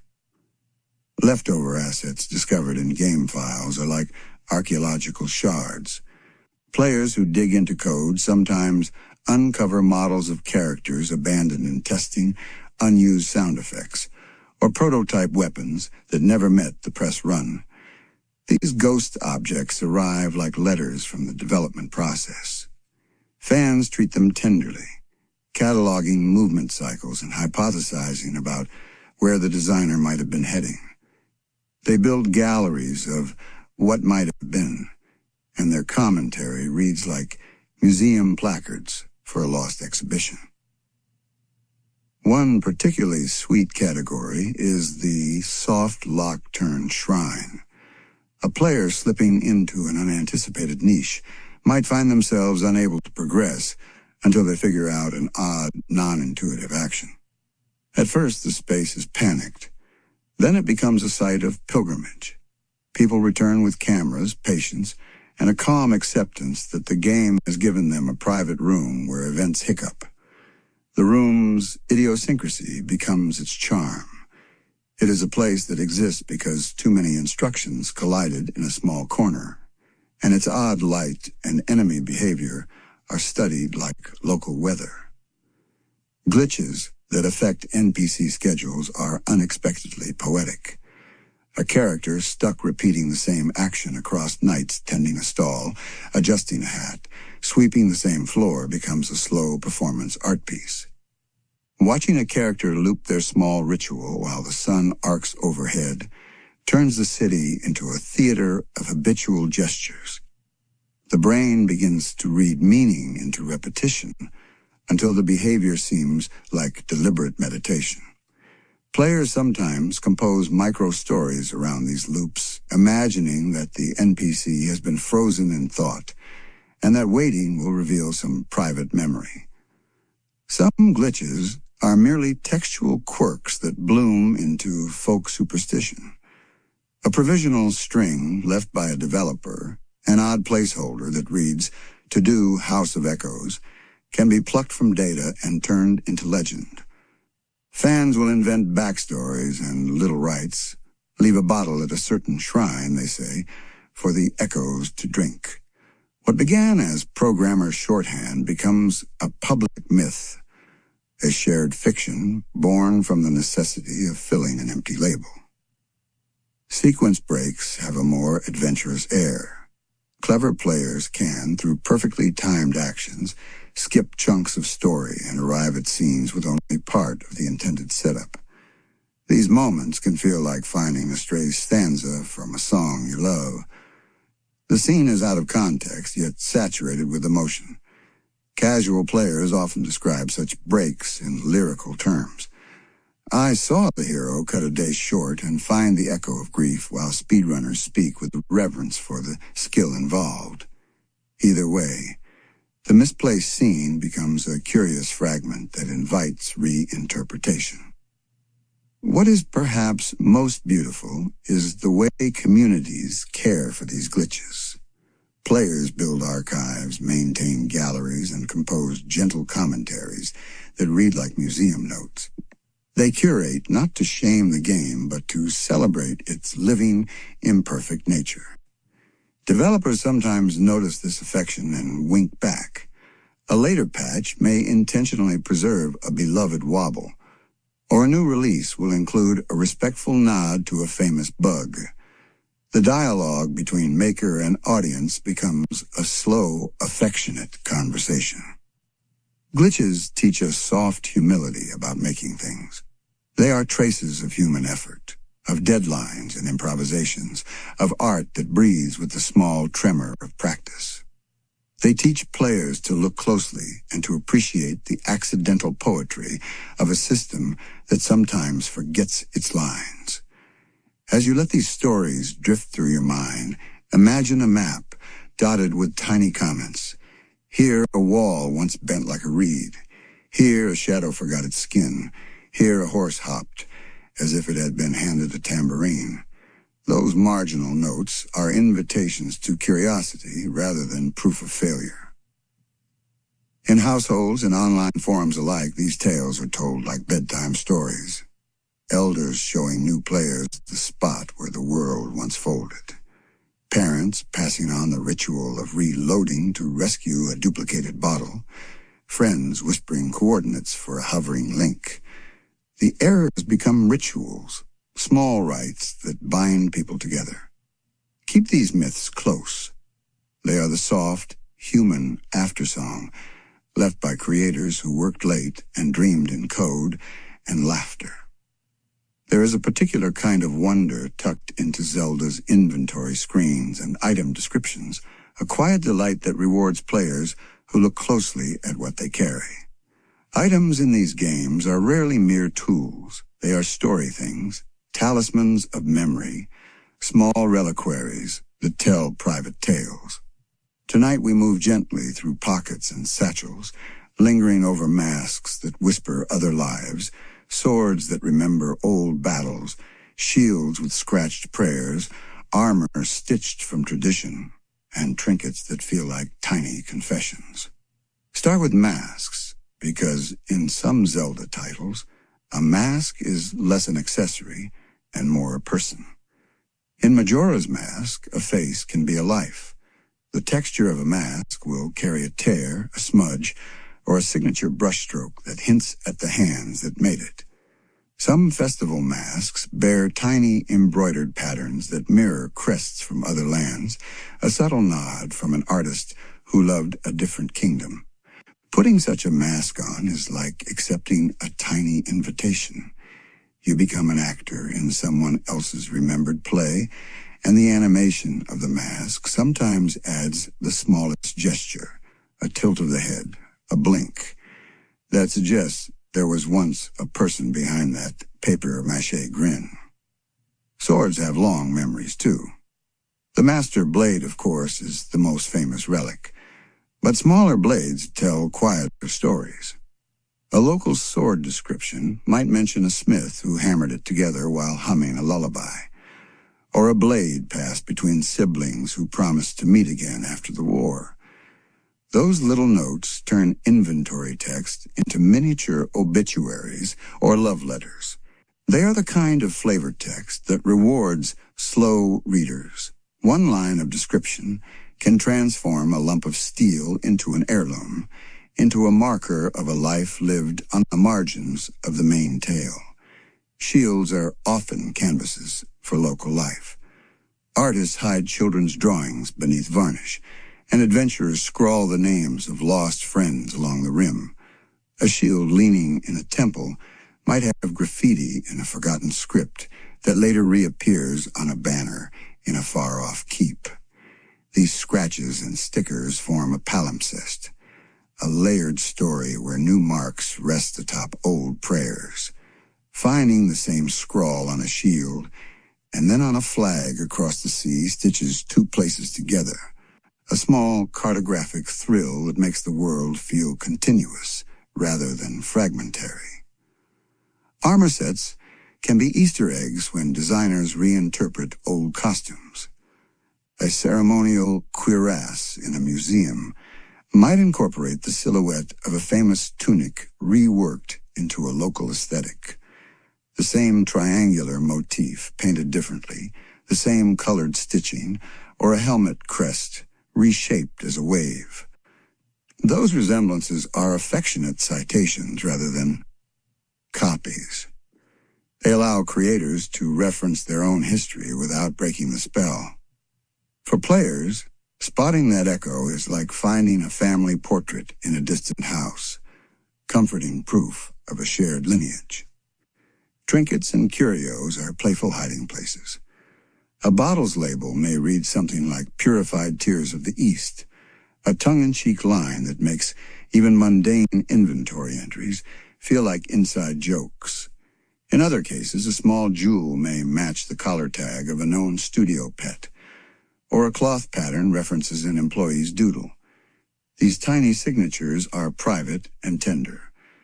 Developers leave fingerprints in the art to soften the edges between maker and player. Spotting a designer's pet on a pendant or a doodle on a coin is to receive a wink from the craftsman who wanted to be remembered lightly. Functionality itself turns into an Easter egg when items behave oddly in the right place. A fishing rod that mostly catches ordinary fish might, when used at midnight in one particular cove, reel up an old boot that contains a faded postcard. A lantern that usually provides light in caverns might reveal hidden ink on a wall when its flame is held close just so. These interactions don't change the game's main quest, but they turn tools into keys for tiny secret drawers where stories are kept. Players learn that objects are more than their labels. They are possibilities patiently waiting for a curious hand. Collectibles like golden insects, seeds, or puzzle components are long-term Easter eggs because their placement often references legendary spots from earlier games. A Korok seed, hidden within a circle of stones, may mirror the layout of a classic dungeon map. A golden insect perched precisely at a vista might align with the silhouette of an old castle on the horizon. These placements are a kind of cartographic conversation, artists echoing earlier maps in new environments so that each found collectible becomes a wink across time and design. Some items carry cultural weight. Musical instruments are especially rich for this. An ocarina's carved pattern might duplicate a cathedral relief seen in another land, and when the player learns a lullaby that appears elsewhere in the soundtrack, it feels like catching a tune that migrated through generations. Instruments are cultural vessels. They carry hymns from temple to tavern and change shape along the way. The pleasure in discovering these links is double. You recognize a melody and then understand how a hymn moves from cathedral to market stall, softened into a tune anyone hums. Texts and manuals tucked into inventory sometimes serve as Easter eggs by quoting actual developer notes or old promotional lines. A scribbled field notebook might use an expression that matches a phrase once printed on a game's original box art. When players read that phrase in a new title, the echo feels like a wink across decades, a reminder of how stories and marketing blur into cultural memory. It's a small historical breadcrumb that rewards collectors and those who savor the margins. Developer signatures are candid little treasures. A rare cape hemmed with a tiny icon matching an artist's logo, or a jewel modeled after a studio mascot, tells a human story. Those placements are not shouty branding. They are affectionate signatures, quiet marks left for curious souls. Recognizing them is like finding an artist's handwritten note in a gallery, proof that someone loved their work enough to sign it in the smallest way. Mislabeled items can be playful Easter eggs. A decorative mask, not for combat, invites players to wear it in a fight and revel in its comedic uselessness. These labels tempt experimentation, and sometimes communities invent rituals around them. Wear this mask to spawn an unlikely dance, or carry this talisman during thunderstorms to see a vendor laugh. The game rewards playfulness, inviting players to turn the author's jokes into shared lore and small communal performances. Cursed and enchanted objects are narrative Easter eggs that tie small items to greater legends. A ring that makes you braver but causes you to forget. A small memory will eventually reference a missing line in a poem found in another shrine. Tracing the ring back to that poem feels like solving a domestic mystery across lands. The ring, the poem, and the shrine together compose a miniature arc that rewards players who read descriptions, take notes, and follow threads. It's puzzle and story wrapped into the same small object. Item placement itself can be its own message. A child's toy tucked into a soldier's chest or a mother's locket left on a ruined altar suggests lives interrupted and resumed. Developers use such placements to give items emotional charge without needing a full quest. For players, the discovery is intimate. A small object becomes proof that ordinary people live vibrant, complicated lives in the margins of heroic tales. The reuse of models and shapes acts like a comforting motif across cultures. A little dagger form repeated in markets across 3 games becomes a familiar silhouette. The studio's favorite casting that gains folk stories in each new workshop. These recurrences are like regional dialects in visual form, the same word said differently among neighbors. Spotting that recurrence feels like reading a common phrase in a foreign accent and smiling at the recognition. Even the smallest packaging can hide jokes. A crate stamped with an odd logo might reference a now-retired developer's inside gag, and an inventory icon shaped like a smiling emote may mirror a forum signature used by a composer.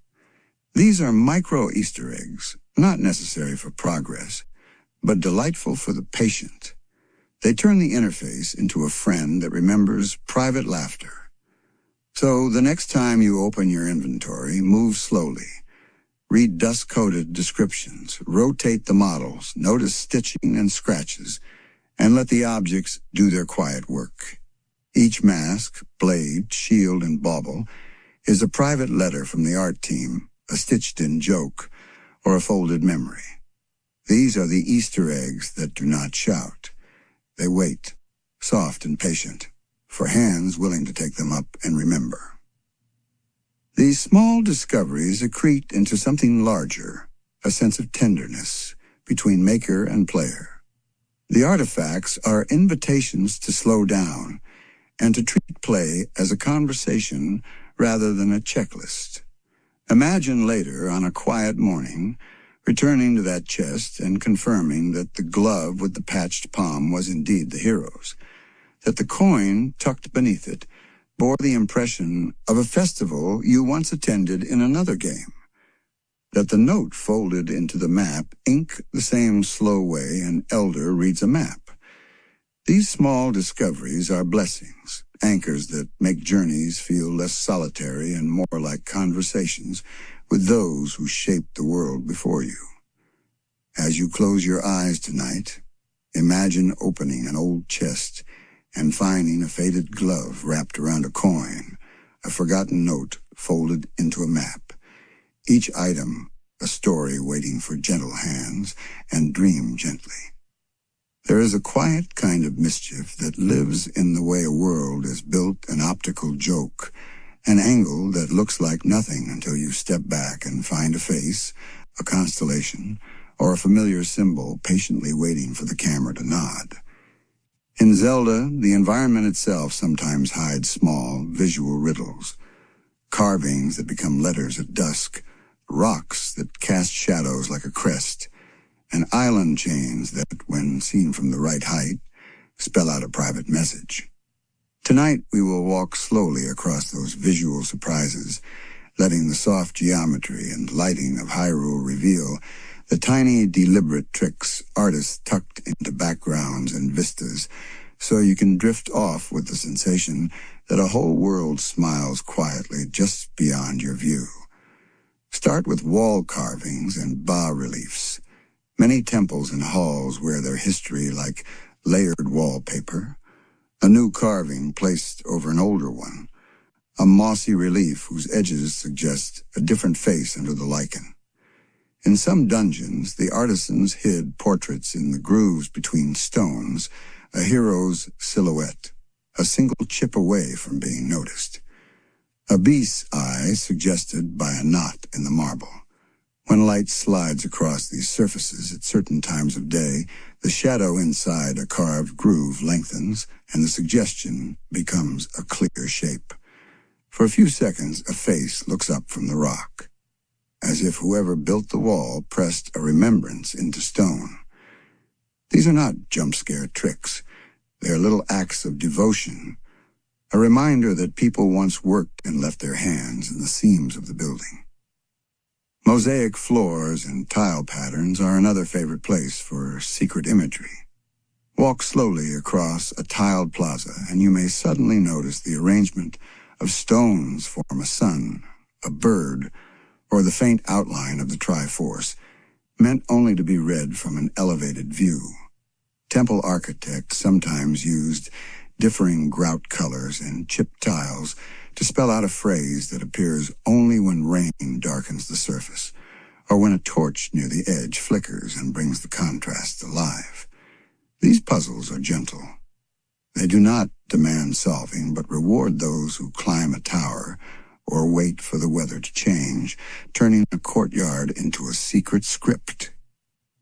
Sky textures also host patient jokes.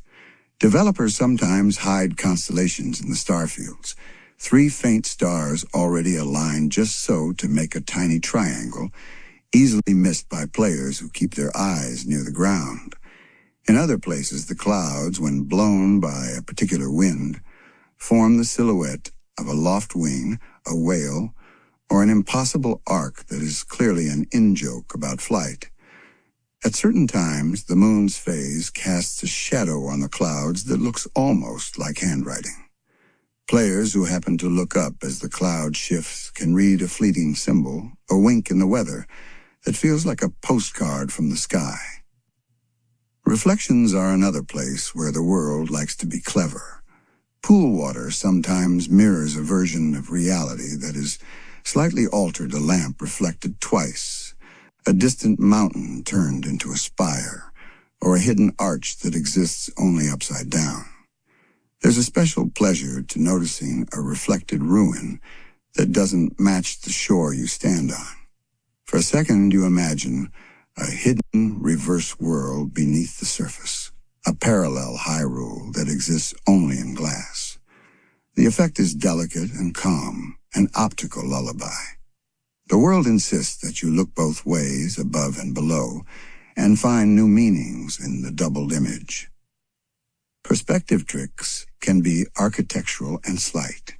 From one spot, a garden wall looks like a continuous curve. 10 steps to the right, the same wall reads as a sharp angle. Designers use forced perspective, lining up distant pillars with close hedges so that 2 separate elements seem to join into a single glyph when viewed from a path. Sometimes paths are intentionally aligned so that, at dusk, a line of torches resolves into a straight bar pointing toward a secret door, as if the ground itself is drawing a map for patient wanderers. These alignments are like a world writing in invisible ink. You only read them when the right light reveals the stroke. Hidden faces in rocks and trees are a small, sweet habit of nature art. A shadow across the knobbly bark becomes a brow. The knots of a tree form 2 eyes and a crooked smile. Designers know we are good at seeing faces where none were planned, and sometimes they help us along by placing small highlights or a darker patch right at an eye's edge. In foggy valleys, these accidental visages soften into elder voices. Children in towns will tell you of the watching tree, a moss-faced sentinel that blinks only once a year. Finding a face is like discovering a benign spirit living in the landscape, a private companion left for the curious. Then there are murals and stained glass windows, those grand visual statements that occasionally slide a secret image into their composition. A cathedral window might include a tiny, sideways portrait tucked behind ornate vines. A fresco might show a procession of people, and among them a curious little character who looks suspiciously like a studio mascot, rendered peaceably into the scene. In the hush of a temple nave, sunlight through the colored glass can project a tiny emblem across a stone floor, 3 glowing triangles catching like a secret fire, a small blessing stepped into sunlight. These are not mistakes, but quiet signatures, a way for artists to place themselves into the pious spaces they designed without breaking the solemnity of the room. Wild geometry is sometimes hidden in the map itself. Islands arranged like a sleeping creature, coastlines that, from a certain cartographic scale, suggest an animal's profile, or archipelago patterns that align into a sigil when you zoom out. These large-scale jokes reward players who leave the ground and trace the world from above. Often a shrine's placement or a cluster of towers only makes sense when you step into an aerial perspective and see the pattern. The game invites you into a mode of looking that is less about feet on paths and more about the pleasure of seeing how pieces fit into a gentle, intentional whole. Parallax. Illusions in layered backgrounds can be designed to produce motion where there is none.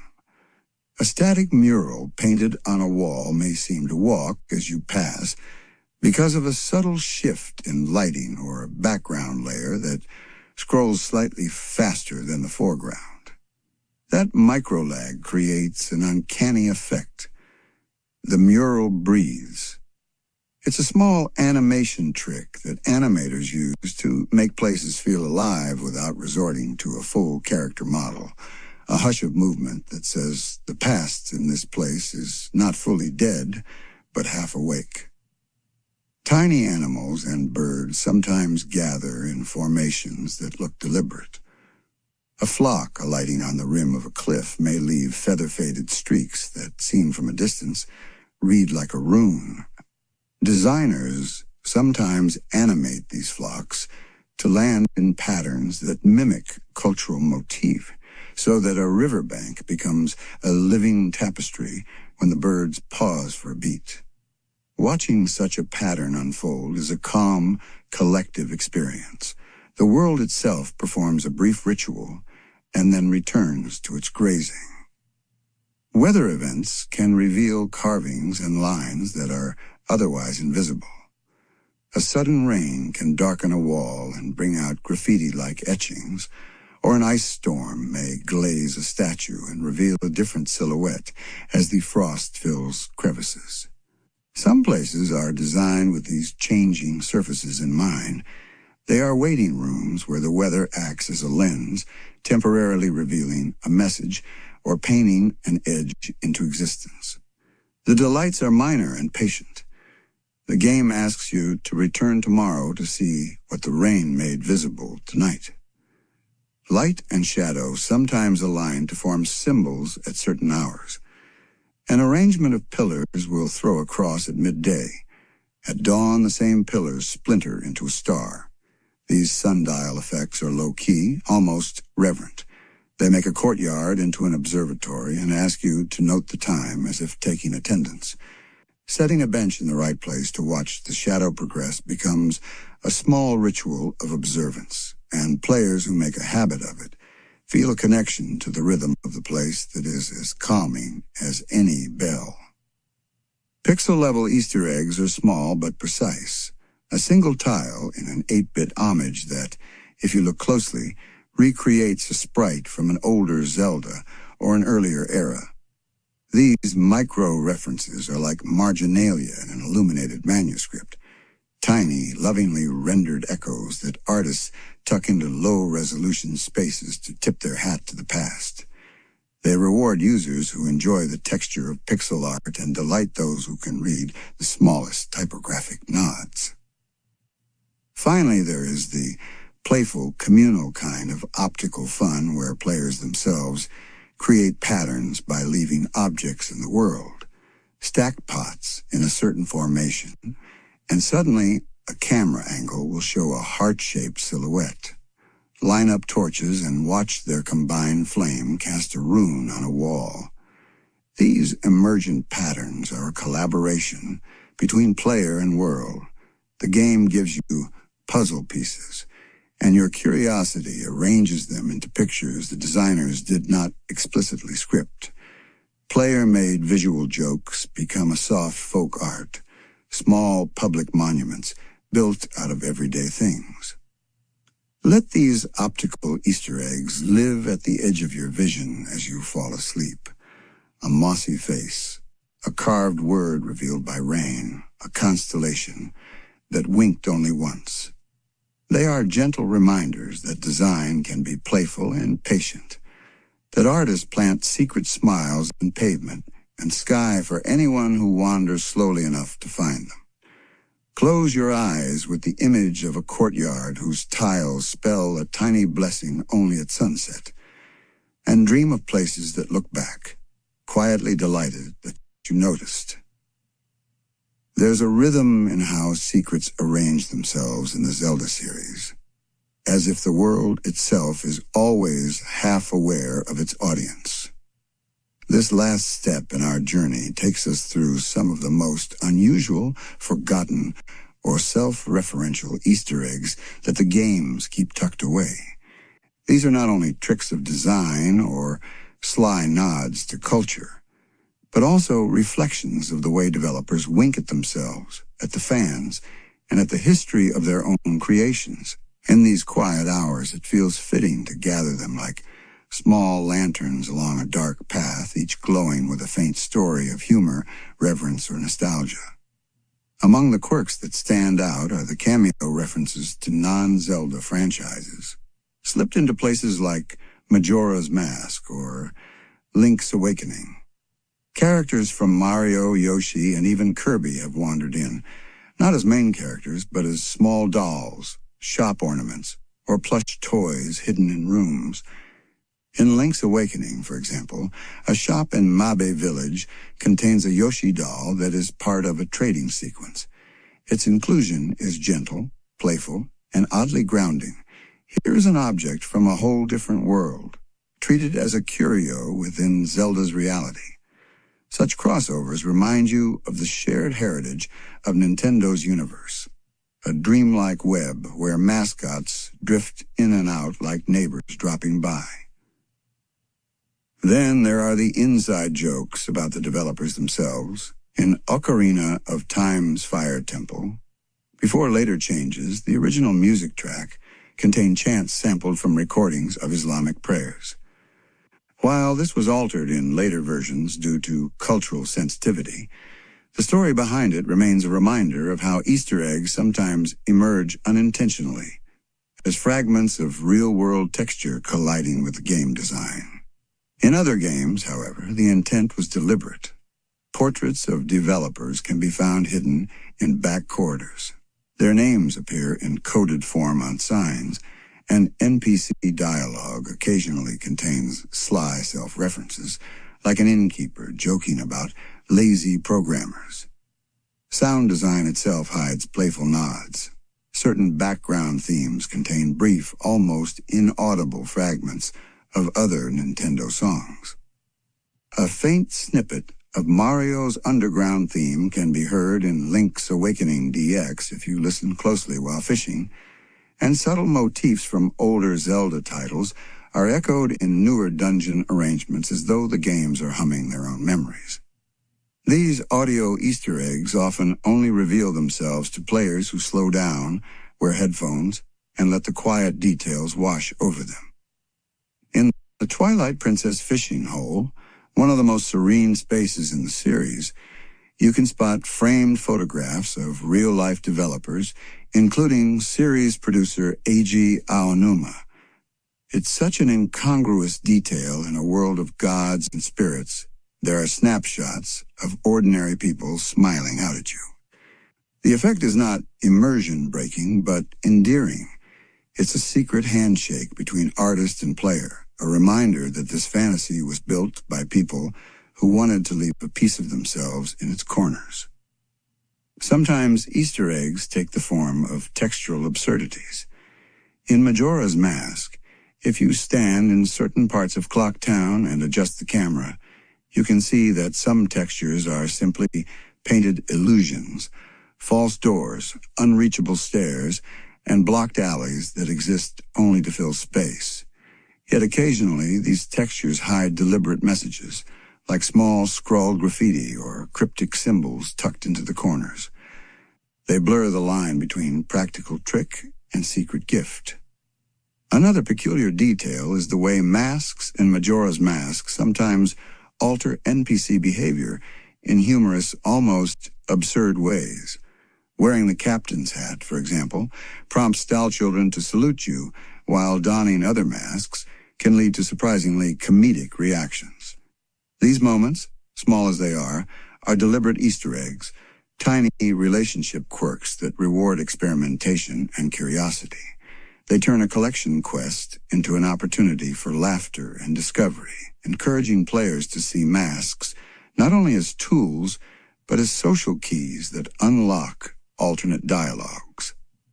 In The Wind Waker, you can uncover small references to Tingle's odd cult of personality, including a hidden message on Tingle Island that reads as an ode to himself. It's self-indulgent and bizarre, but that's the point.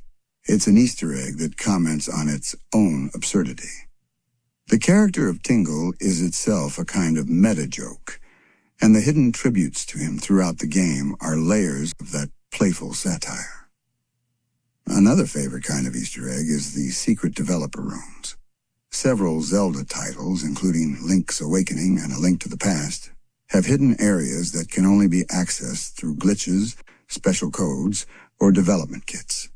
Inside are strange rooms with placeholder tiles, odd NPCs, or scrambled dialogue.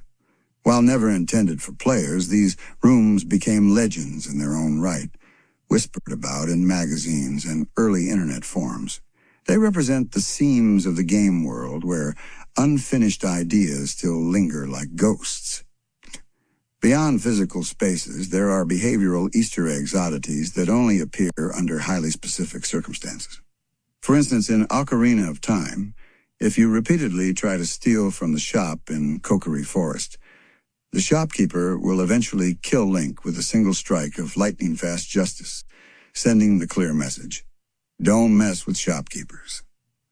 This mechanic, humorous in its severity, is both an Easter egg and a moral lesson wrapped in slapstick. In Breath of the Wild, one of the most expansive games, Easter eggs take on new forms. The map itself contains locations named after characters from earlier games, such as Mido Swamp or Rauru Hillside. These are gentle geographical tributes, scattered like echoes of history across the landscape. They are less about discovery through puzzles, and more about the joy of recognition, a way of layering continuity across decades of storytelling. Equally charming are the dog NPCs in Breath of the Wild, which, though seemingly minor, hide a secret. If you feed and befriend them, they may lead you to hidden treasure chests. It's a small, secret reward for kindness, a gentle reminder of reciprocity, woven into the game's design. Many players stumbled upon it organically and carried the memory as one of the most wholesome Easter eggs in the series. The most haunting Easter eggs often involve the moon from Majora's Mask. Its face, already eerie, appears in unexpected places, reflected in pools, echoed in artwork, or referenced in side quests throughout later games. The developers themselves seem unable to resist its pull, scattering reminders of its grim grin as a recurring motif. It's an Easter egg that is also a symbol, a way of binding one game's strangest element into the larger mythos. As we gather these hidden details together, what emerges is not just a collection of oddities, but a portrait of the series' personality. Zelda's Easter eggs are playful, self-aware, reverent, and strange. They remind us that behind every sacred temple and tragic legend, there are artists having fun, nodding to their own histories, and tucking winks into corners for those who care to look. And so, as we close this episode, picture yourself walking through Hyrule at dusk. Sun slips low, the shadows lengthen, and the world seems ordinary until you glance sideways and see it, a hidden carving, a constellation, a whisper from another game, a smile left by a developer decades ago. Zelda's magic is not only in its grand myths, but in its smallest secrets, the ones you stumble upon when you aren't searching. As you drift off tonight, let those secrets accompany you, playful, gentle, and always waiting just out of sight until the next journey, when we'll unlock even more mysteries together.